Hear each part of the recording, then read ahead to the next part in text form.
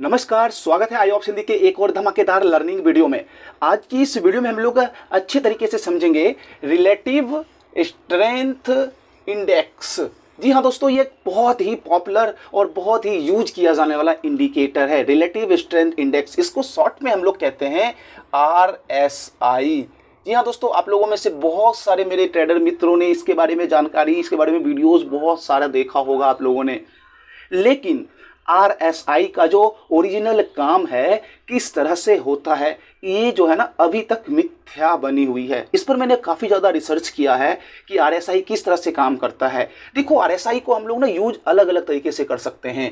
अगर ऑप्शंस की ट्रेडिंग कर रहे हैं तो इसमें हम लोग अलग तरह का तरीके से करेंगे। फ्यूचर की ट्रेडिंग कर रहे हैं तो इसमें अलग करेंगे।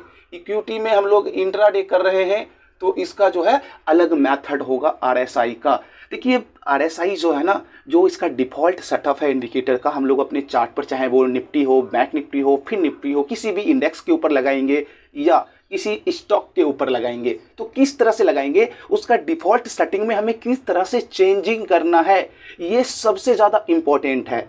तो आज की इस वीडियो का ना पूरा मोटो है कि RSI के बारे में आपको बहुत ही आसान और सरल तरीके से समझाया जाए एक एक पॉइंट को। तो चलिए हम लोग शुरू करते हैं। सबसे पहले समझेंगे कि RSI है क्या और ये किस तरह से वर्क करती है लाइव मार्केट में, ठीक है। उसके बाद हम लोग समझेंगे कि RSI का जो डिफ़ॉल्ट सेटिंग है उसमें हमें किस तरह से चेंजिंग करना है, वो हम लोग स्क्रीन पे चलेंगे लाइव मार्केट में, ठीक है। तो पहले हम लोग RSI को समझेंगे डिटेल्स में। तो वीडियो को अभी से लाइक कर दीजिएगा। डाउट होगा तो वीडियो को देखने के बाद कमेंट जरूर करिएगा, मैं एट ए टाइम आपको सोल्यूशन कर दूंगा। और आप हमारे फ्री टेलीग्राम चैनल से जुड़ना चाहते हैं तो डिस्क्रिप्शन में लिंक है, जरूर ज्वाइन करिएगा। दोस्तों, आपके सामने एक ग्राफ दिख रहा होगा। सिंपल मैं आपको समझाना चाहता हूं। देखो, जब भी आप अपने चार्ट के ऊपर RSI लगाओगे तो आपको इस तरह से जो है ये आपको एक ग्राफ दिखेगा, ठीक है। ये सिंपल है RSI। इसको टोटल को हम लोग कहते हैं रिलेटिव स्ट्रेंथ इंडेक्स। ये एक तरह से इंडेक्स है। ये आपका RSI लाइन हो गया, ठीक है। और ये आपका हो गया अपर लाइन, ये हो गया आपका लोअर लाइन, ठीक है। तो ये हमारा RSI चार्ट के ऊपर फिट हो जाता है। तो इसको जो है ना हम लोग समझेंगे कि काम किस तरह से करता है। तो देखो, अभी तक हम लोगों ने सीखा, अगर आप पहले वीडियोस देखे होंगे तो हम लोगों ने क्या सीखा कि ये जो अप वाला रेड लाइन आपको दिख रहा होगा, ये रेड लाइन जो है, और ये जो ग्रीन लाइन है, ठीक है। तो ये जो रेड लाइन है, इस रेड लाइन के ऊपर जो RSI का जो है ना एक डेफिनेशन है, वो मैं आपको पहले बताता हूँ, फिर मैं इसमें तोड़ मरोड़ करूँगा, ठीक है। तो देखो, डेफिनेशन क्या है कि ये जो है आपका, ये हो गया आपका सपोर्ट लाइन, ये हो गया रेजिस्टेंस लाइन। तो RSI कहता है कि ये जो आपका ये जो स्ट्रेंथ है, आपका जो मूविंग लाइन RSI लाइन है, ये मूविंग लाइन अगर इस रेड को, ठीक है, इस रेड को ऊपर के तरफ अगर ब्रेक कर दिया है, ठीक है, ऊपर की तरफ ब्रेक कर दिया है और मान लो एक हाई बना के रखा है, तो यहाँ पे ये क्या होगा, ये होगा आपका ओवरबाउट जोन में। ओवरबाउट यानी कि बहुत ज़्यादा खरीदारी हो गई है, ये हमें दर्शाता है RSI इंडेक्स, ठीक है। दूसरा क्या है कि अगर मान लो वही मार्केट अगर नीचे आके काफ़ी ज़्यादा गिर गया है, तो नीचे आ गया, जैसे यहाँ पे देखो नीचे आ गया है, यहाँ पे देखो नीचे आ गया है, तो यहाँ पे हमें क्या दर्शाता है, ओवरसोल्ड, ठीक है। ये हमारा सिंपल है। जब हम अपने चार्ट पे लगाएंगे, डिफ़ॉल्ट सेटअप में रखेंगे, तो यहाँ पे हम देखेंगे कि ये जो ऊपर के लाइन को अगर हमारा ये जो मूविंग लाइन है, ये अगर कट करके ऊपर भाग गया और हायर लेवल पे है, तो समझ में आ जाता है कि जैसे ही इस लाइन को काटा, ये ओवरबाउट जोन में जा रहा है मार्केट। यानी कि जैसे अपर बैंड को काटेगा, यानी कि हमारा RSI इंडिकेट कर रहा है कि मार्केट ओवरबाउट में जाने लगा। अब जितना हाई जाते जाएगा उतना ज़्यादा ओवरबाउट में जाता जाएगा। डिफ़ॉल्ट सेटअप की बात कर रहा हूँ, ठीक है। दूसरा है कि अगर जैसे मान लो यहाँ से मार्केट नीचे आया, इस थी को लाइन को काटते हुए नीचे आया RSI, और ये मूविंग एवरेज क्या हुआ, इस लोअर जो सपोर्ट लाइन था RSI का, उसको नीचे से काट के नीचे आ गया। तो यहाँ पे हमें RSI क्या इंडिकेट कर रहा है कि मार्केट ओवरसोल्ड है। तो हम लोग क्या करते हैं, जब ओवरबाउट हो तो हम लोग वहाँ से पुट बाय करने की तरफ जाना चाहिए, सेल साइड जाना चाहिए, क्योंकि मार्केट ओवरबाउट में है तो वहाँ से सेलिंग और प्रॉफिट बुकिंग दोनों आएगी। सेम अगर मार्केट अगर क्या है नीचे साइड में ओवर सेलिंग जोन में आ गया है, तो यहाँ पे हम क्या करेंगे, यहाँ पे हम कॉल साइड में जाएंगे, मार्केट अगर सपोर्ट पे है तो। ये हमें सिंपल डिफ़ॉल्ट सेटअप क्या करता है, RSI हमें इंडिकेट करता है, ठीक है।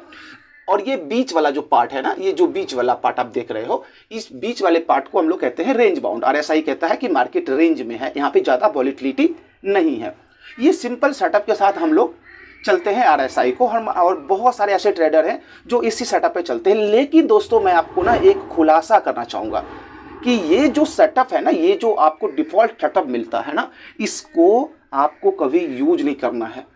इसमें ना कोई फ़ायदा नहीं है। ये जितने सारे डिफ़ॉल्ट सेटअप बनाया गया है ये सिर्फ इन्वेस्टर के लिए बनाया गया है, ना कि ऑप्शन ट्रेडर के लिए। ऑप्शन ट्रेडर का जो सेटअप है ना, इसका विपरीत है। मैं आपको बताना चाहूँगा कैसे। देखिए सिंपल है, मैं आपको सिंपल कहता हूँ। मैं जो है ना इसमें कुछ डिफ़ॉल्ट सेटअप में कुछ सेटिंग चेंज करूँगा, ठीक है। सेटिंग चेंज करने के बाद हमारा जो है मार्केट का जो सेटअप होगा इस RSI के ऊपर, वो किस तरह से होगा वो मैं अभी आपको अपने स्क्रीन पर लेके चलता हूं और वहां पे अच्छे से समझते हैं कि RSI में हम लोग ऑप्शन ट्रेडिंग में कैसे यूज करेंगे, ठीक है दोस्तों। अभी हम लोग निफ्टी के चार्ट पर आ चुके हैं।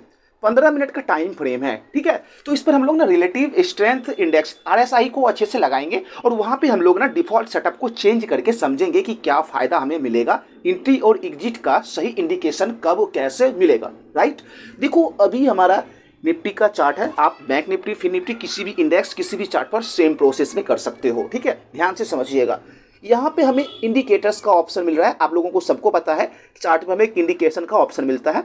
इस इंडिकेटर पे हम क्लिक करेंगे और यहाँ पे हमें टाइप कर देना है सिंपल RSI। देखो सबसे पहला नंबर में हमें रिलेटिव स्ट्रेंथ इंडेक्स मिल गया। अभी देखो नीचे में ना हमारा ये रिलेटिव स्ट्रेंथ इंडेक्स निफ्टी के चार्ट पर ऐड हो चुका है। अब यहाँ पे हमें RSI भी इंडिकेट करेगा कि मार्केट किस तरह से मूवमेंट करेगा, उस हिसाब से हमारा चार्ट भी चलेगा। सिंपल है, कोई यहाँ से टेंशन नहीं। लेकिन हमें करना क्या है कि हम इंट्राडे ऑप्शन ट्रेडिंग जब करते हैं ना, तो हमें RSI का जो डिफॉल्ट सेटअप होता है ना, वहाँ से हमें कुछ चेंजिंग करना है। वो चेंजिंग क्या है अभी मैं आपको करके बताता हूँ, ध्यान तक दीजिएगा। इस पर जब हम लोग क्लिक करेंगे तो यहाँ पे कोई सेटिंग का बटन मिलेगा। सेटिंग पे जाओगे तो यहाँ पे इनपुट्स में पहले देखो लेंथ है सबसे पहला।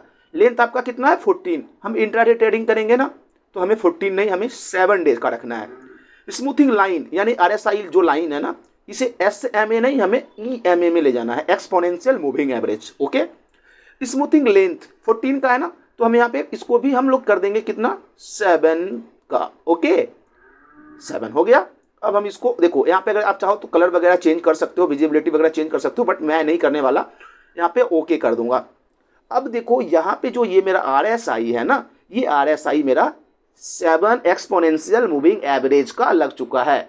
अभी देखो ये अप वाला जो बैंड है ये भी 7 का है और ये नीचे वाला भी 7 का है। तो अप के ऊपर जाएगा तो मैंने क्या बताया है कि ओवरबाउट के जोन में जा रहा है मार्केट, ये हमें इंडिकेशन मिलता है।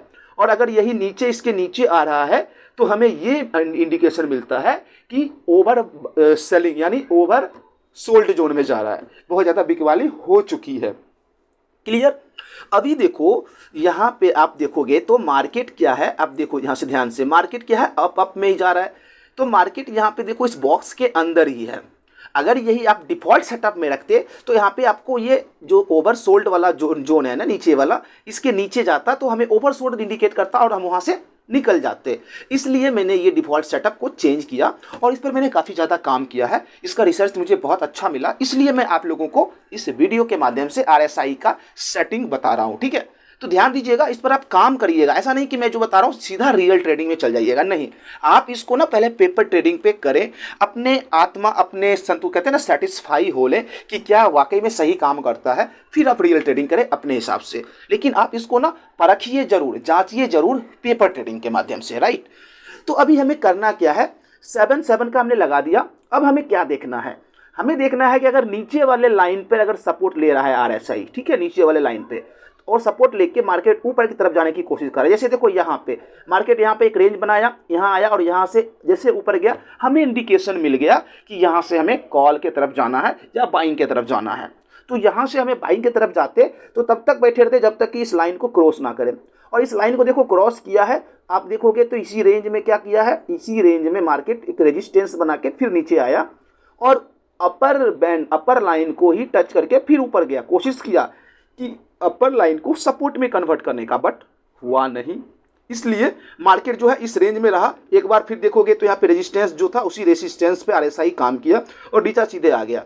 तो हमें ये देखना है यहाँ पे कि मार्केट कब हमें बाइंग का इंडिकेट दे रहा है RSI और ये इंडिकेशन कब देगा, यहाँ तो आप इस नीचे वाले लाइन पर देखो, जब मार्केट कंसोलिडेटेड होके बाइंग आ रही है तो खरीदेंगे। अगर इसको नीचे की तरफ ब्रेक कर दिया तो ओवर सोल्ड जोन में जा रहा है, तो वहां पे बाइंग नहीं करेंगे, हम नीचे में जाकर देखेंगे कहां पे मार्केट रुक रहा है, जहां पर रुकेगा वहां से हम लोग बाय करेंगे, क्योंकि ओवर सोल्ड का मतलब है मार्केट सपोर्ट के पास है, काफी ज्यादा सेलिंग हो चुकी है, तो अब बाइंग आएगा।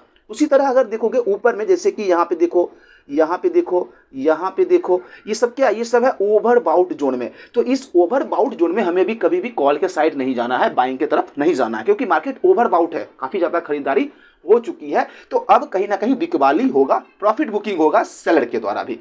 तो ऊपर के जोन में हम देखेंगे, जैसे ही काफी ज्यादा ऊपर है तो हम यहाँ से सेलिंग की तरफ जाएंगे, नीचे में है हमें इस बॉक्स के अंदर मिल रहा है और सपोर्ट ले रहा है तो बाइंग की तरफ जाएंगे, नहीं तो नीचे जब देखेंगे एकदम सपोर्ट ले लिया तभी।